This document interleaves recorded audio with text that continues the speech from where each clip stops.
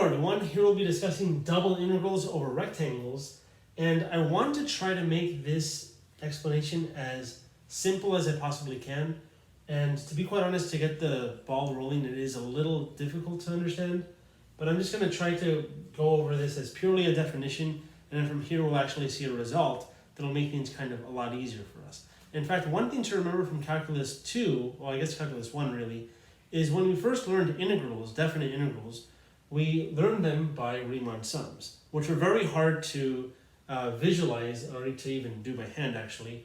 But the actual integral using the fundamental theorem of calculus, which was a tool developed in a later chapter, made things a lot easier. Of course, we still need to know how to take the antiderivative and so on, but regardless, Riemann sums are difficult. Integrals using a theorem is a lot easier. So for that reason, I'm going to kind of run over this quickly without doing an example, and then we'll move on to a theorem that will make calculating these so-called double integrals a lot simpler. So the first thing I want to say is, let's recall, of course, the Riemann sum here is just the sum over a function of certain values, x sub I star, which are some really test values, or I guess you can say sample values of x in between the interval a to b. And what we're basically doing is creating these rectangles, these kind of slices, where our x values are, again, a sample in the subinterval, which allows us to make these rectangles. And then we can find the area of these rectangles and all of those up, and we get an area that is very similar to the area under the curve. And the more rectangles you have, the closer it is to the actual area under the curve. And if you were to take the limit as n goes to infinity, here n is the number of rectangles, and this is actually equal to the definite integral from a to b of f of x dx, which recall just means the area under the curve of f from a to b. So in a very similar way, we're going to define the double integral of a function f of two variables x and y over this rectangle R as the following. Now, again, what this means here, you don't really need to worry about too much, but let me just say that this is completely analogous to a Riemann sum in one variable. Only there's, the labeling's a little funny, and there's a double sum, the letters are a little weird, but it's just because we're summing over different things. So we basically have an x interval and we have a y interval. So with each of the x and y's are associated different numbers of, you can say, rectangles, kind of rectangles. Here there are rectangles, but here there'll actually be prisms, kind of imagine these bars jumping up in three-dimensional space. And what we're attempting to do here basically is find the area, well not area under the curve like we had for a function of one variable, but now for a function of two variable, find the volume under the surface of the function itself. So imagine if you had some surface floating over this rectangle. So imagine we project onto the rectangle, or from the rectangle to the curve itself. Imagine we get something like this, which I know looks really weird. So imagine that it's cut like that. And we have some, again, the surface may look kind of funny. Maybe weirdly shaped above, but regardless, we have this volume under the curve projected from the rectangle. So the rectangle here is kind of like our version of what we had as an interval from a to b here, but now we actually have an area. So what you can do for Riemann sum, from Riemann sum standpoint, is delta x is the distance, uniform distance of each of these spaces, so they're the widths. Here, delta a will represent these small little areas. So you'll have an area of a rectangle, and they'll all be the same. So you'll have a bunch of them, bunch of little rectangular areas here. So that represents delta A. So I'm just trying to draw that a little less detailed like. So imagine like some grid like this in the rectangle R. And then if you project these onto the function itself, you end up getting these kind of, imagine like, you can think of them as bars, as I mentioned earlier, or like towers kind of.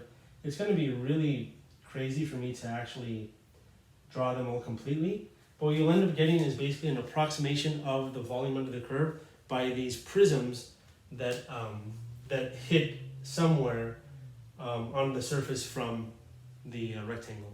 But again, it's approximation, so very similar how we're approximating the area under the curve by these two-dimensional bars, we're approximating the volume under this surface by three-dimensional bars. And that's all I really want to say. If you take infinitely many of these regions, you end up getting the exact area, well, volume again, under the surface. So this double sum means that, or double integral, I guess I should say. So this double integral means the volume under the curve, or under the surface of this function f of x comma y. The dA just refers to the change in area between each of your, I guess, projections onto the xy plane. So that was a bit to discuss, like I said it would be. But now we're going to finally look at a theorem. It's called Fubini's theorem that will allow us to actually find these so-called double sums in a more manageable way. Okay, so like I said, we're going to take a look at this theorem here called Fubini's theorem. And it says the following. F is a continuous function on the rectangle R, which we actually define here clearly. Its x values go between A and B, and its y values go between C and D. So basically any point on the rectangle is a point x comma y, where the x values are in that region and the y values are in that region. So this really just describes a rectangle somewhere on the xy plane, which again is in the domain of f, presumably. Then the following holds. So the double integral over this rectangle R of the function f of x comma y dA is the so-called iterated integral, which I'll discuss in a bit, from c to d dy dx, or dy, and then of the integral from a to b of the function f of x comma y dx. So I said it kind of funny. There's possibly different ways of saying this. I don't really know, to be honest, actually how you would pronounce this. But I think the way I said it is fair. So let's try that again with this one. So this is also equal to the integral from a to b for dx's and the integral from c to d of dy's of f of x comma y. Now the first way I said it basically described that we are taking the outer integral of this inner integral. And in fact, that's really the way you should see these and why they're called iterated integrals. So iterated integration basically means you do one integration after the other. So here we have the so-called integrated integrals, which are done from the inside outward. So you do the innermost first, and then from there you proceed to the outermost integral. And well, we'll see later on that we can actually see integrals of multiple variables besides just two. In fact, you can have multiple iterated integration. And in fact, we'll do a section on triple integration, well, later. But yeah, that's something to look forward to. And when doing this iterated integration, we leave the non-variables of integration constant. So what that means is that here, if we're taking the integral with respect to x, then we leave y, the non-integral of integration, or non-variable of integration, because x here is the integral of, or the variable of integration. We'll leave y as being constant. So that really should remind you of partial derivatives. Only now it's kind of partial integration. Which maybe you think that you should see a curly d or a del instead of d, but we're just gonna still use this differential notation. Now the reason why this is true actually is pretty hard to explain. The proof of Fubini's theorem is actually quite intense. But one thing I can say is the following. If you wanted to take the volume of a region and you know the cross-sectional areas in terms of, let's say, x, then what you can do is you can actually take the integral of this area for x values that slide in between the amount you need to cover that rectangle. But then notice the area itself of this cross-sectional region would actually be an integral, but now in the y direction. So this part is kind of explained. And if you were to do the other way around, with y first and x, then you'd be sliding this way and not that way. So I hope that explanation kind of makes sense. It's a little, again, hard to visualize, but this idea shouldn't be too hard to actually implement in practice. So let's see if we can do an example here. So we want to evaluate the double integral over some rectangle, R, of this function x minus 3y squared dA, where R is given by the following. It's the rectangle whose x values are in between 0 and 2, and whose y values are between, 1 and 2. So, in fact, if you want to kind of just describe what this rectangle looks like in 3 space, you really only need the xy axis to describe that. So the x values are going between 0 and 2, let's say, and the y values are going in between 1 and 2. So the x values go in between 0 and 2, the y values go in between 1 and 2, so we actually have this region here. So this is kind of like the floor of our volume. And then the actual surface on top is just whatever the surface of this looks like if you were to graph this in 3 dimensions. And then when the volume under that surface hitting this rectangle, that's what this result is going to give us. So applying Fubini's theorem, and again, we can use any order we like. Some are better than others, but I'm just going to use the first one here. So this is going to be the double integral. So I'm going to try to explain how I get these results from seeing this. So I know I'm going to take it of this function, x minus 3y squared. And let's just say I want to do dx first, and then dy second. Now again, you can do it in any order, but sometimes one is easier than the other. In this case, it doesn't matter. We'll actually maybe see some examples where we'll try to figure out which one's more applicable or more appropriate, I guess you could say.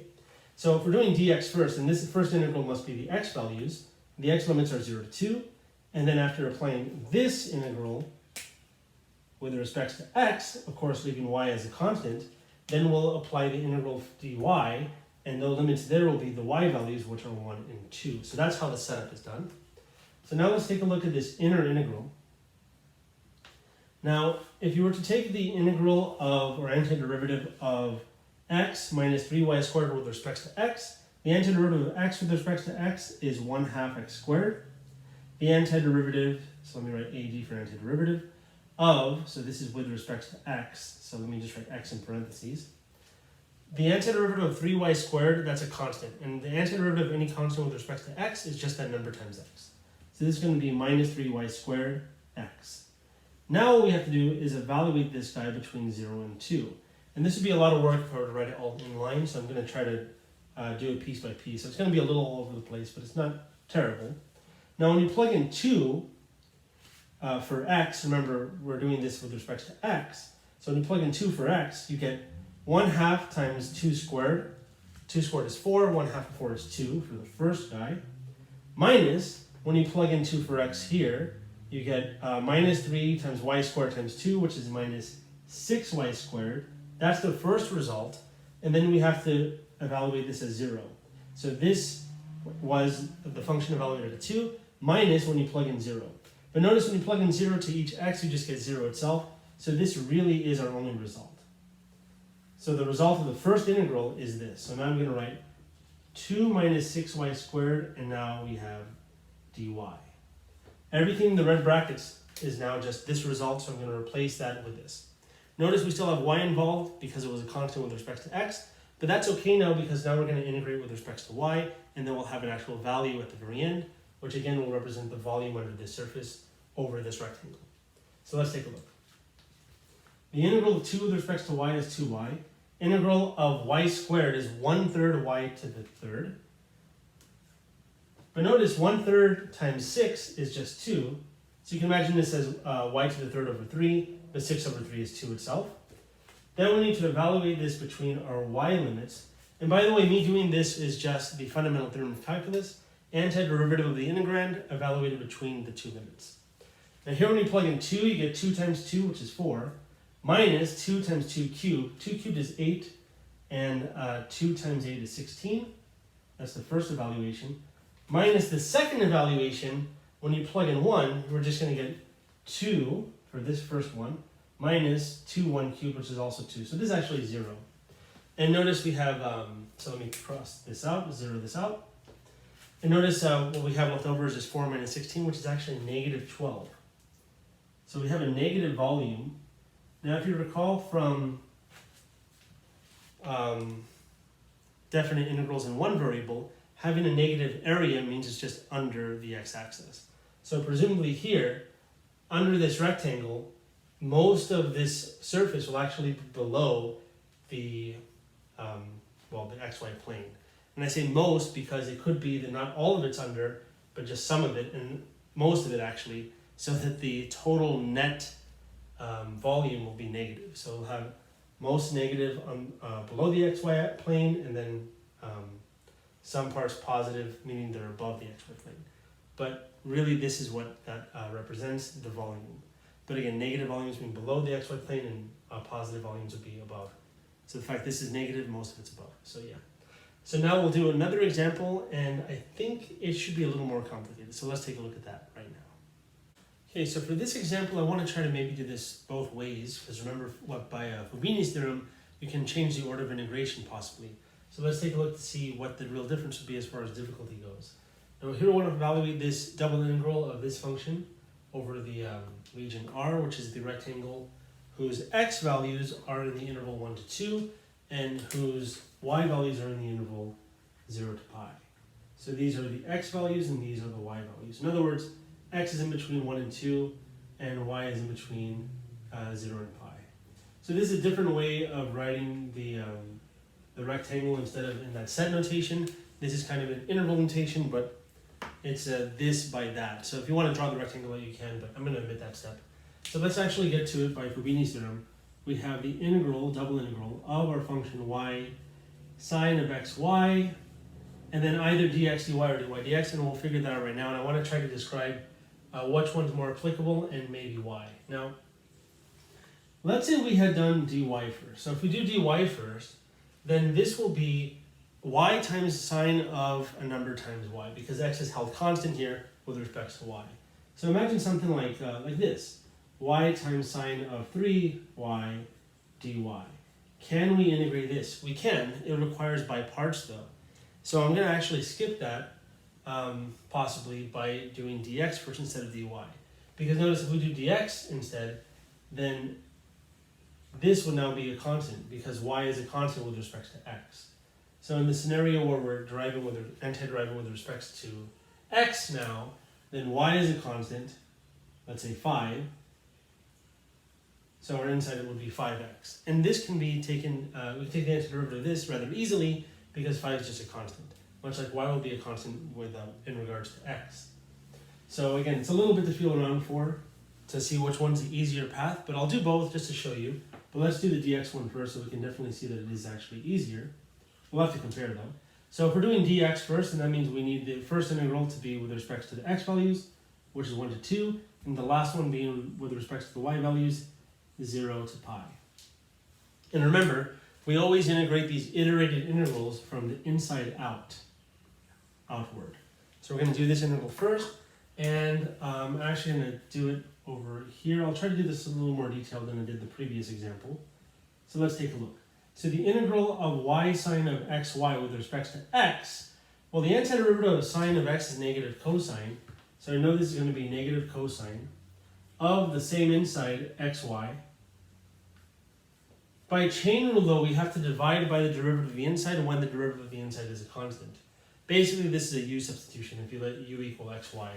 So just to show you, if u is equal to xy, then du with respect to x will be, well, just y dx. In other words, we can write dx as being equal to du over y. But notice since y dx is actually here outside of the sine of xy function, then really what we end up getting is the integral of sine of u times du. So that's kind of nice. And I know this kind of seems a little complicated, but in reality what happens is that since this is of xy, you have to divide by y, but since the y is already in front, y divided by y cancels. So we just end up getting this now. So the antiderivative of sine of xy dx is 1 over y times negative cosine of xy. But because of this y in front, that cancels the 1 over y, and now we have to evaluate this antiderivative between the limits 1 and 2. Then, after doing that, then we'll take the antiderivative with respect to y, and then evaluate those between the limits 0 and pi. Now again, I know I kind of went over this a few different ways, but just to, I guess, check my work to make sure this is indeed the correct antiderivative of this, we can take the partial derivative with respect to x to check our work. So the derivative of negative cosine of xy, derivative of cosine is negative sine, so the derivative here with respect to x is going to be positive sine because derivative of negative cosine is positive sine, derivative of cosine is negative sine, so it's, positive sine of the same inside, but by chain rule, derivative of the inside with respect to x is just y, because since y is a constant, derivative of x times y is just y itself. So again, think of derivative of 3x, its derivative is 3. So the derivative of xy naturally is just y because you drop an x. So I hope that part's okay, and indeed we get the same integrand here before taking its antiderivative with respect to x. So that was a little bit of a conversation, but okay. So now what happens when we evaluate this between 1 and 2? Now remember, these are x values technically. So when we plug in the first x value, we get negative cosine of 2y minus negative cosine of 1y, which is just y. Perfect. Now if you rearrange this, this is positive, so it's just really cosine of y minus cosine of 2y. So if you don't mind, I'm going to actually write it like that. Cosine of y minus cosine of 2y. Cosine of y minus cosine 2y. And all of this, we're going to take the integral from 0 to pi dy. Perfect. So now, antiderivative of cosine is positive sine. Antiderivative of negative cosine is negative sine. Since it's of 2y, we divide by 2. Kind of like here, since y is a constant on the inside, then we divide by y. So that's why, and one explanation why that happens. But I think it's easier to see when you actually have a constant. But here we have to kind of fine-tune our vision in some sense. And remember that the opposite variable is treated as a constant. So anyways, with that being said, let's integrate. Well, we already integrated. We're going to evaluate now, I'm sorry. Between 0 and pi. This is actually really, really good. Kind of weird, but it's really good because when you plug in pi, sine of pi is 0, sine of 2 pi is 0. So the first value is 0. But notice sine of 0 and sine of 0 is also 0. So really what we end up getting is 0 here. Great. So now I'm going to try to show this the other way around. We took a little bit of time doing it this way, so let's see if we can do it the next way. A little shorter, but I did say it was more difficult, so it may take about the same amount of time, depending how long I take in explaining each step, but let's see. So now we want to take the integral in the other way. So instead of dx dy first, we're going to do dy first, then dx. So with that being said, the first integral is going to use the y limits, 0 and pi, and the second integral is going to use the x limits, 1 and 2. And remember, we integrate from the inside outward. So antiderivative of this with respect to y involves, well, by parts. Now if you remember this kind of shortcut that's learning calculus 2 usually, which is the tabular method, we want to take the derivative of something and the antiderivative of something else. So I'm going to take the derivative of this y multiplied on the outside of sine, and I'm going to take the antiderivative of sine of xy. Now remember, this is all with respect to y. Derivative of y with respect to y is 1, derivative of 1 with respect to y is 0. Then we're going to take the antiderivative with respect to y. Antiderivative of sine is negative cosine. Since it's with respect to y, the inside stays the same, and by opposite of chain rule, we divide by the derivative of the inside. Derivative of the inside is x, so we divide by x. And that trick really only works when your derivative of the inside is a constant. Since x is a constant, derivative of xy is just x, which is a constant. Antiderivative of cosine is positive sign, so the sign remains negative. It's of xy still, and we need to divide by another x, because derivative of the inside is yet again x. So we end up getting 1 over x squared, because it's 1 more x than we had. And the rules of tabular method basically say that you go up until you hit this 0 that we got from the different differentiation side. Then we gain these weights of plus minus plus. So in other words, we just multiply by a positive and negative and just change the sign alternatively like that. Multiply diagonally like this, and that'll give us our integral, or antiderivative. So we're going to first get positive y times 1 over x cosine of xy. So that's negative. So it's going to be negative y over x cosine of xy. Perfect. Plus, because now we have double negative, 1 over x squared sine of xy now. Perfect. Now notice, this is just the first integral, and we have to evaluate this thing between 0 and pi still. So let's see how that goes. Once we're done with that, then we can do what? Well, then we can take the, how did I write this? I guess I wrote this as brackets. Yeah, so the brackets are before the evaluation. It doesn't really matter as long as you have things sorted out correctly, but that's fine. Then parentheses for this next integration, which is now in respect to x. But let's get the evaluation out of the way. When we plug in pi, this is going to be, we're plugging in for y, remember? So when you plug in pi here, we're going to get pi times x, because y is pi. So it's going to be negative, it's going to look a little funny, but get negative pi over x cosine of pi x plus 1 over x squared. Oh, I'm not liking this. Yeah, I'm not liking this at all. Oh, this looks really bad. Pi x. Yeah, and this integral is between 1 and 2. Ooh, this looks terrible. I don't want to do this. Yeah. Why don't I want to do this? Because this is, well, it looks super hard, honestly. Yeah, I don't know how to integrate that offhand or that offhand. What kind of comes to mind is, since we have a denominator of x squared, is something to do with the opposite of the quotient rule, but I kind of don't even want to think about that. I think it's going to be too much.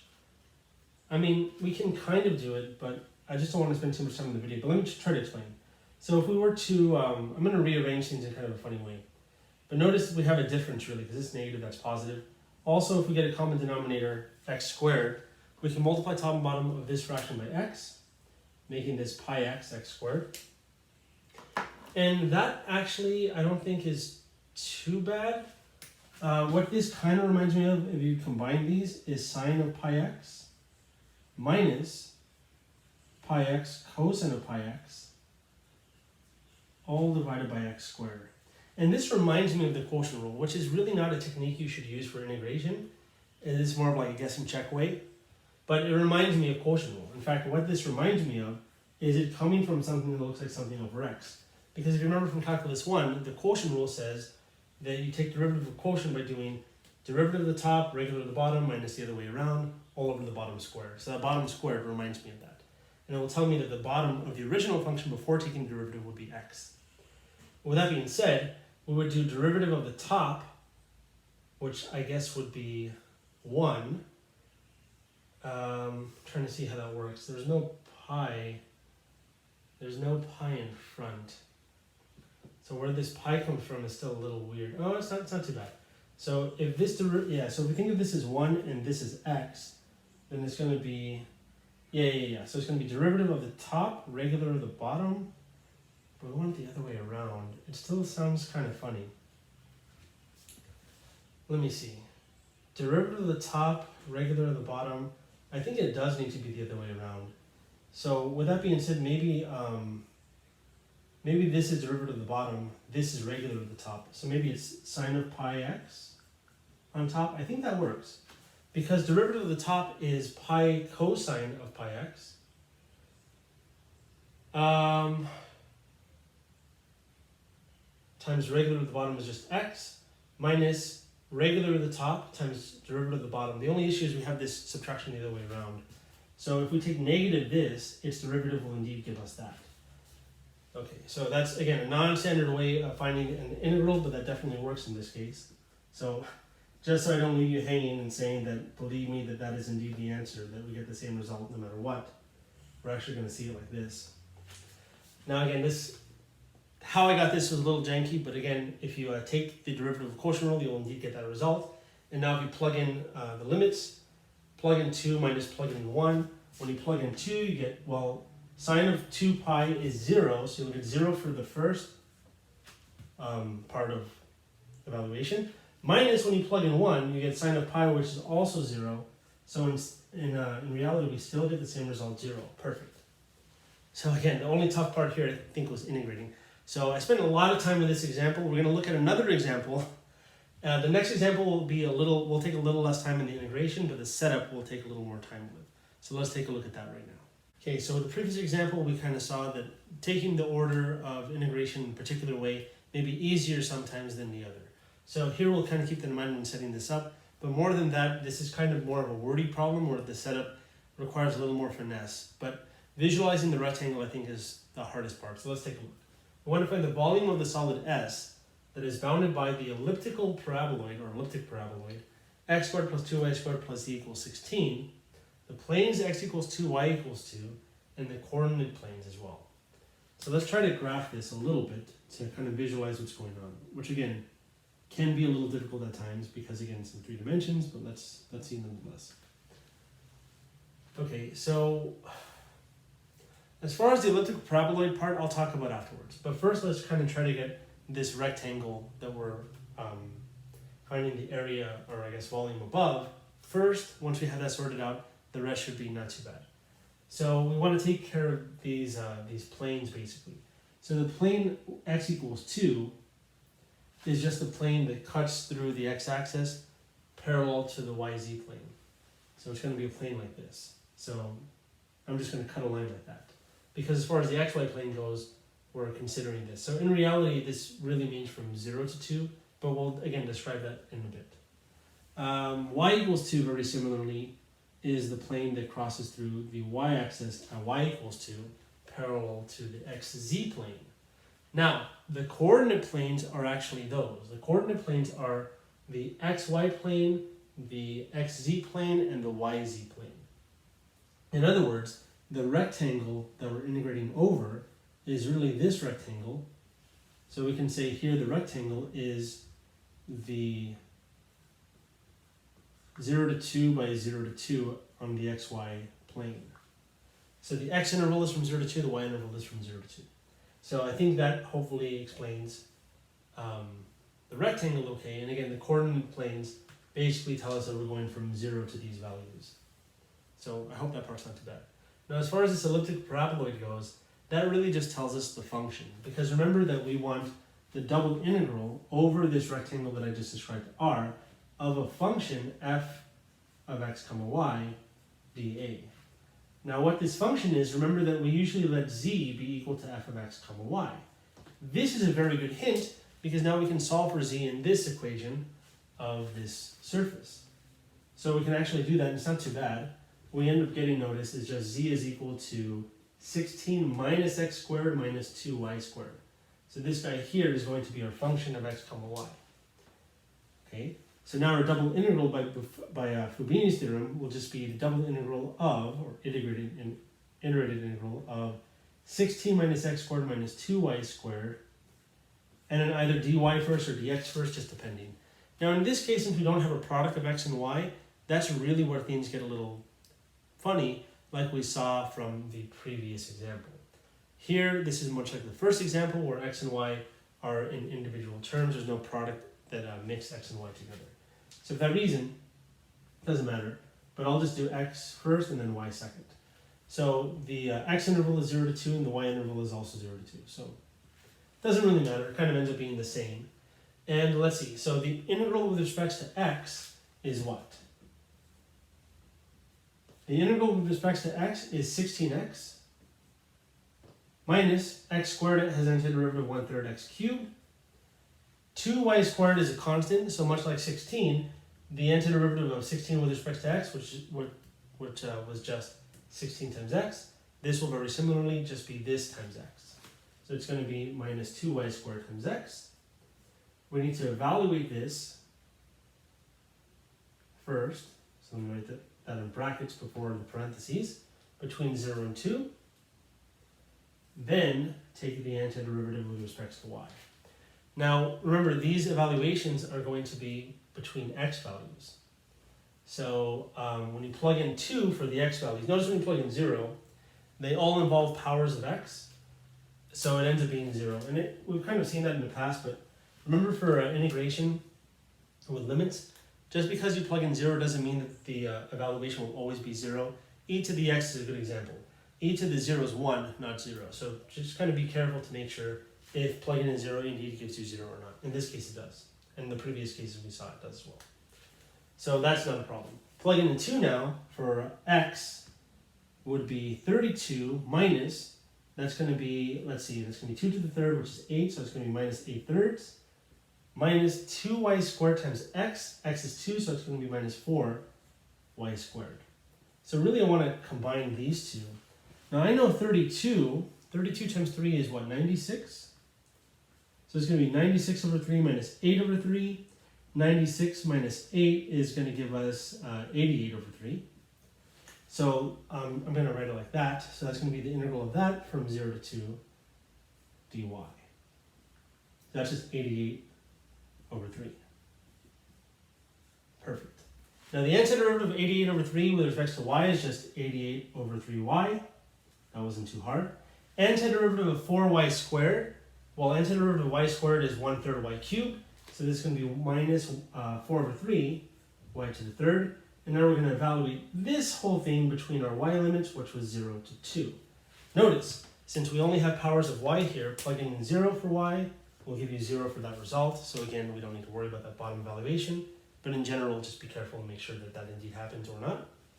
When we plug in 2 though, 2 times 88 is going to be, well, let's see, 2 times 80 is 160, 2 times 8 is 16, so it's 176.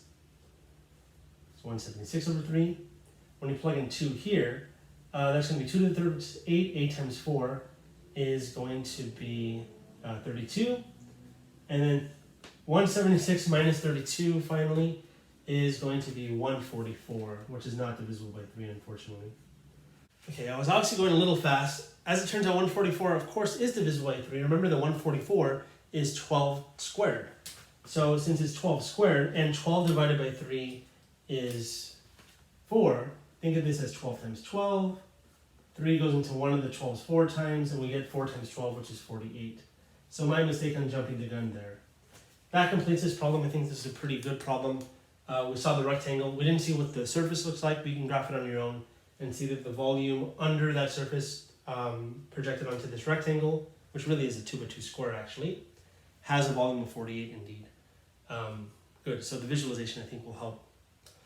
Now, the next thing I want to look at is a particular case where our function that we're taking a double integral of will be a function of x and y that can be broken up into a function purely in x and a function purely in y, so a product of those two.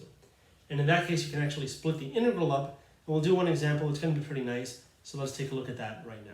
Okay, so the last and final thing I want to talk about is a very particular case where our function of two variables, x and y, can actually be broken up into a product of a function only in x and a function only in y. Now in this case, if we're taking the double integral over the rectangle, which is going to be an a to b by c to d for x intervals and y intervals, of course, based on our previous notation that we discussed, then the following is true, but let me try to show why it's true in this statement here. So notice by Fubini's theorem, this becomes a double integral of the function, which notice the function is gx times hy. And let's say we do a dx first and a dy second. So the dx will be, the integral for x will have the limits a to b, integral for y will have the limits c to d, of course. But now notice something interesting happens. Since we're taking the integral with x first, h of y is purely a constant because it's with respect to y only. So we can actually pull any constant multiple of this function outside of the integral. And what we end up getting is the following. We end up getting the integral from c to d of h of y times the integral from a to b of g of x dx, and then this dy, of course, is here. But very similarly, if you think about it, this here is going to be, well, independent of y. So it's a constant. So we can pull this guy out of that integral, and we end up getting the following.